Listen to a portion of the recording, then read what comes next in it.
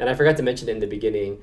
I think one cool thing we learned in entrepreneurship, right, is like when you have a W-2 regular income, it goes, you make an income, you get taxed on the income, and then you spend. Yes. Versus in businesses where you make revenue, yes, you subtract the business expenses, yes, and then you get taxed.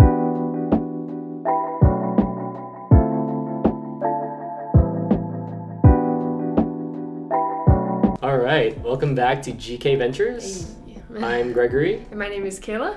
And we're back for another episode in our journey in entrepreneurship. Yeah, our little business series. Mm-hmm.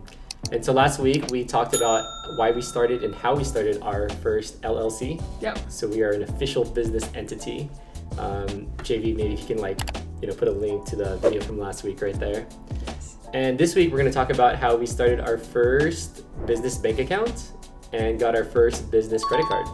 Yeah, so I think going into this, we wanted a way to separate our business finances from our personal finances because, as things racked up, we didn't want them cross-contaminating it all, and then it's easier for at the end of the year for tax purposes to kind of separate things out. So, it was interesting to get that business bank account, I think. I think it made it feel like, oh, wow, this is a place where we're going to put our money, hopefully, that we make from this business. So I think it made the business feel a little bit more real. How did it feel for you? Yeah, I felt like an adult. We all have personal bank accounts, but it's kind of a different feeling when you're like, I have a business bank account. Yeah, definitely. And how did you feel when you got your business credit card and carrying that around? It was definitely a little surreal because I never thought it's not that I never thought I'd have a business bank account, but it was definitely oh wow, my name and the LLC's name are right next to each other on one card. That's pretty wild. So that was a pretty cool experience. But I think we had to navigate, a little bit before we found that bank. So if you want to talk about how we found the bank and what we did. Right. So last year we were big travelers, and we have, we got the Amex Platinum, we got the Chase Sapphire Reserve, and my favorite is the Capital One Venture X. And I also bank personally with SoFi. So my first search was on SoFi, but unfortunately SoFi is mostly online. Yeah. So that kind of wiped that out. And then my next favorite one is Capital One. Venture X is amazing, and their interface, their travel interface, their customer service, top tier. Way better than Amex, and Chase is kind of in the middle in my opinion. They're not that bad. Yeah. So with that in mind, we did go with Chase. Yep. And you want to talk about how we kind of eventually got out there? Yeah, because it's not as intuitive as just applying for a credit card like you would normally. So you have to schedule an appointment beforehand. You basically need to, there you can do it online where you schedule an appointment for a place in person, and we decided to go in person. But there's a certain level of preparation that you need to have before this appointment that is not the same as oh, I'm just gonna apply for a personal credit card. That's a little bit different. So yeah, I guess, we did a lot of preparation if you want to talk more about it. Yeah, and my thoughts were, I think if we go in person, they're more likely to approve us because we're real people. Yeah. And Kayla and I think, have good social skills, so we can just kind of talk them up. Mm-hmm. But basically, when we were reading online, it said, come in with, I think 2 forms or 1 form of ID. Yeah. The second time we did it, we just came in with 1 form of ID. Yeah, it's fine. But the first time I brought in my driver's license and my passport just in case. And then I printed out all of the LLC paperwork, yes. Especially the articles of incorporation, I think it's called, and then the EIN. Funny enough, afterwards I realized I could have just brought my laptop in to show them the PDF, which worked fine. Yeah, learning lesson, but I think for the next time we'll just, save a few trees, I think. Right. But yeah, I think that, having that preparation in hand before we went to the appointment, one, it's almost crucial. You need to have your ducks kind of in a line before you go into the appointment, because they will ask for ID. They asked for my ID. So I only brought in my ID and a credit card, and I guess that was fine. But some of the other things that they ask that you might need to be prepared for is your estimated income or your expenses, things like that. And for us, this was totally new for us, so it was oh gosh, what do we put for expenses? We've never had a business, so we kind of roughly estimated what our expenses were based off of what we could assume it was, and I think that does play into how much of a credit line you're approved for, but I think it's fine to just do a rough estimate. You don't have to have it perfect by the time you're applying. It did take a little bit of time to do this, so just block out a little time because it took us about an hour. Right, an hour. I remember you were pretty hungry, so maybe bring a snack too. And then the last thing is that you need to put in a minimum deposit. So Chase, I think, asks for $1,000 to have in the account so that you don't get charged. Like a service fee, basically. So we both threw that in. So that was like. I think it was $2,000. I think we did 1,000 each. Yeah, we did 1,000 each. So yeah, just make sure you have basically that money set aside. You've got your ID, expenses, and then how much you're making beforehand, roughly. And bring a snack. Bring a granola bar.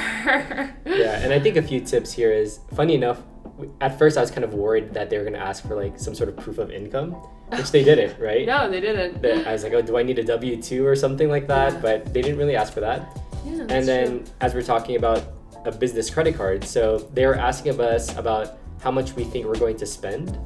And I think looking back, I would probably increase that a little more because I think that set the credit card limit. And I always feel like a larger credit limit, if you're responsible with money, is a better thing. Yes, asterisks. So we set up the business bank account, and then naturally we wanted a business credit card because we're big fans of the welcome bonus game. Yes. And Chase has a pretty good business credit card series. They're the Ink. I think it's like Ink Cash, Ink Unlimited, and Ink Premier. And it was kind of, you have to understand which one you want based on your spending categories, right? Like there are categories that are more on like the online side, and there are things where it's like, oh, we don't need to spend any stuff like on Dell or Costco or whatever. Yeah, exactly. And then also obviously the annual fee. So I think the one we got was the Ink Unlimited. Yes. Which has, I think, an annual fee of like $95. Yeah. Versus like the Premier's like the Platinum and the Venture X, which is a few hundred, but it's a little more bougie. And the welcome bonus took more spending to do. Yeah. So super high. We didn't think we could make that in such a short period of time. Something we didn't factor, or maybe we did, was foreign transaction fees. Oof. Yes. But again, we have travel credit cards, so we just need to keep in mind to use those when we travel. But I think only the Premier had the no foreign transaction fee. Yeah, so it really is like, do your research, I would say, before you settle on a card. Luckily, we had someone, like the person that helped us, they were pretty good at being like, oh, these are the things that you should look out for. So. And one more thing that we forgot to do, which we usually do with our credit cards. Oh my gosh, yes. So for all of our credit cards, well, most of our credit cards. So I got a Chase Sapphire Preferred last year. And when I get my card, I usually use someone's referral bonus to hook them up. And then when Kayla gets one, she's my referral link.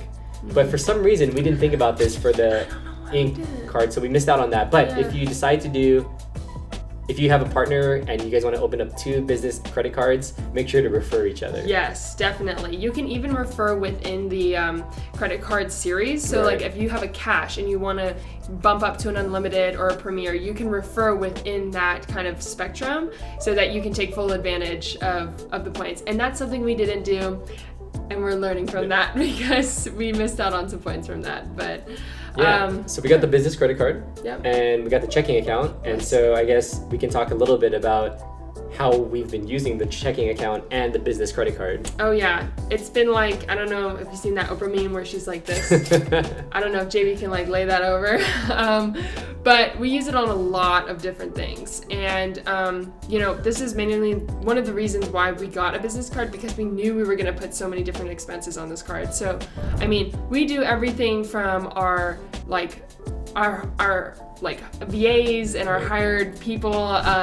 We do everything from software to meals to trips, office supplies, consulting, like so many different things. And it's cool because Chase actually, when you put it in, you can see like the spending categories on it. And, I think it's been really a huge help for us to be able to go, okay, this goes on this one card instead of having to try to figure out, it goes on this card or that card. So I think that's helped us a lot with making sure we itemize properly.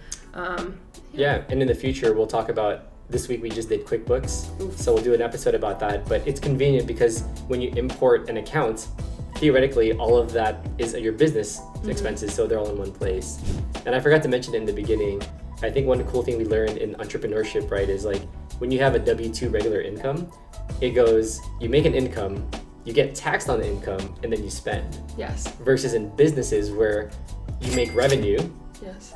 you subtract the business expenses, Yes. and then you get taxed. Yes. Which is super, super powerful. Absolutely. So yeah, I think, overall having this set up with the business account, with being able to look at what we're spending on our business with Chase has been really helpful. And the other thing has been helpful is like the points that we get from it. So right. I think overall it was a good decision for us, and I think it allows us to have a lot more confidence in what we're spending on and how we're doing that. Right. So that's getting a business account, Yes. business checking account, and business credit card. Yep. But next week we will talk a little bit more about building up our team. Woo! How we started hiring Yes. virtual assistants or Yes. employees. But before we go, don't forget to like, Subscribe. and hit that bell notification. Ding. And we'll see you on the next one. Yep. Peace.